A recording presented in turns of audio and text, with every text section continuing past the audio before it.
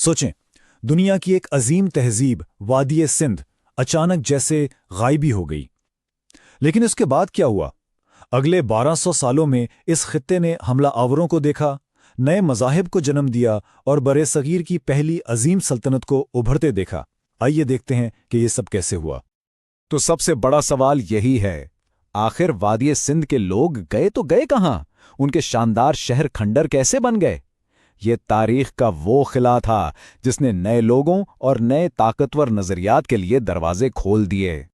और उस खला को पुर करने के लिए जो सबसे पहले आए वो थे आर्या। इस कहानी के आप कह लें 4 बड़े मोड़ हैं। सबसे पहले 1500 कब्ल मसीह में आर्याओं की आमद, फिर 518 कब्ल मसीह में फारसी सल्तनत का कब्जा, इसके बाद 326 कब्ल मसीह में सिकंदर आज़म की यलगार और आखिर में 321 कब्ल मसीह में बर्रे सगीर की अपनी सुपर पावर मौर्य सल्तनत का उरूज। चलें, कहानी शुरू करते हैं 1500 कब्ल मसीह से। वस्ती एशिया के वसी मैदानों से कुछ खाना बदोश जंगजू कबीले बर्रे सगीर में दाखिल हुए। तारीख उन्हें आर्या के नाम से जानती है, और वो अपने साथ एक ऐसा सकाफती तूफान लाए जिसने इस खित्ते को हमेशा के लिए बदल दिया। देखें, आर्या सिर्फ हमला आवर नहीं थे, वो अपने साथ एक पूरा नया कल्चरल ब्लूप्रिंट लाए थे। उनकी जुबान संस्कृत थी, जिसे आज भी कई जुबानों की माँ समझा जाता है। उनका मजहब वैदिक धर्म था, जिसमें सूरज, हवा और तूफान जैसी कुदरती ताकतों की पूजा की जाती थी। ये एक कबायली जंगजू कल्चर था, और उनकी ताकत की सबसे बड़ी अलामत था घोड़ा, रफ्तार और फतेह की निशानी। और यहीं से एक ऐसे निज़ाम की बुनियाद पड़ी जिसने जनूबी एशिया की तारीख पर शायद सबसे गहरा और मुतनाज़ा असर डाला, ज़ात पात का निज़ाम। ये एक ऐसा सख्त समाजी ढांचा था जिसने मुआशरे को पैदाइश की बुनियाद पर मुख्तलिफ तबकों में हमेशा के लिए बांट दिया। ये निज़ाम समझें एक समाजी सीढ़ी की तरह था, जिसमें 4 बड़े दर्जे थे। सबसे ऊपर ब्राह्मण यानी पुजारी और आलिम, उनके बाद क्षत्रिय यानी जंगजू और हुक्मरान तबका, फिर आते थे वैश्य जो ताजिर और किसान थे, और सबसे निचले दर्जे पर थे शूद्र, जिनका काम मेहनत मजदूरी और बाकी तबकों की खिदमत करना था। आर्याओं ने सकाफती बुनियाद तो रख दी, लेकिन अब वक्त था बड़ी बड़ी सल्तनतों के बनने का, और इस खित्ते ने सियासी तब्दीलियों का एक नया दौर देखा। अब कहानी का रुख मगरिब की तरफ मुड़ता है। साल था 518 कब्ल मसीह, और उस वक्त की सुपर पावर यानी फारस की हहामनीशी सल्तनत मशरिक की तरफ देख रही थी। उनके बादशाह दारा अव्वल ने सिंध और पंजाब के जरखेज इलाकों को फतह किया और उन्हें अपनी सल्तनत का हिस्सा बना लिया। और ये सिर्फ जमीन पर कब्जा नहीं था, ये एक इंतजामी इनकलाब था।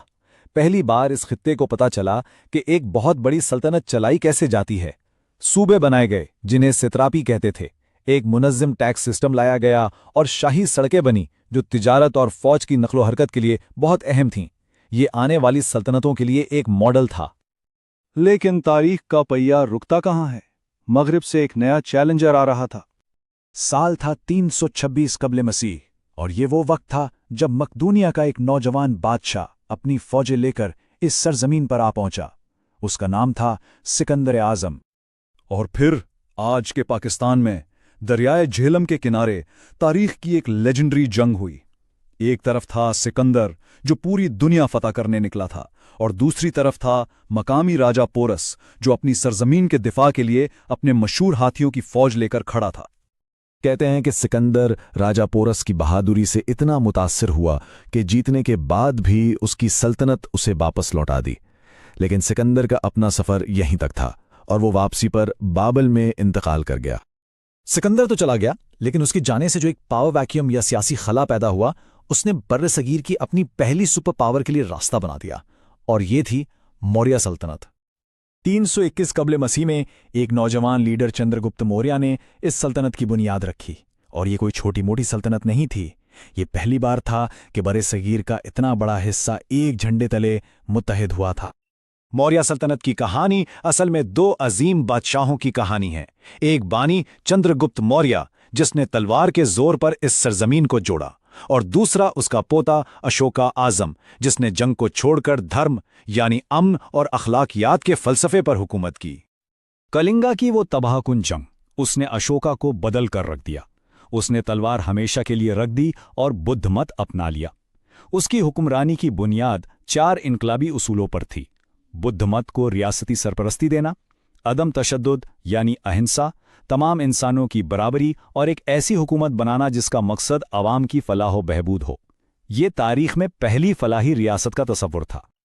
तो इन 1200 सालों का निचोड़ क्या है? आखिर इस सब से क्या बना? ये दौर असल में मुख्तलिफ नज़रियात के मिलाप का दौर था। तो अगर हम देखें, हर दौर ने अपना एक हिस्सा डाला। आर्याओं ने समाजी ढांचा और संस्कृत जबान दी, फारसियों ने हुकूमत चलाने का तरीका सिखाया, यूनानियों ने फ़न और फ़लसफ़े से मिलवाया, और फिर मौर्य सल्तनत ने इन सब को सियासी तौर पर जोड़कर एक अखलाकी सिमत दी। हर आने वाली ताकत ने पिछली बुनियाद पर कुछ नया बनाया, जिससे एक बिल्कुल नई तहजीब ने जन्म लिया। और असल बात यही है, ये वो दौर था जब पहली बार मशरिक और मगरिब के नज़रियात इस सरजमीन पर आकर मिल रहे थे, और यही मिलाप आगे चलकर जनूबी एशिया की पहचान बना। और ये हमें आज के लिए एक बहुत बड़े सवाल पर छोड़ जाता है, क्या ज़ात पात के निज़ाम से लेकर हमारे सरकारी ढांचे तक इन कदीम सल्तनतों के असरात आज भी हमारी जिंदगियों में नजर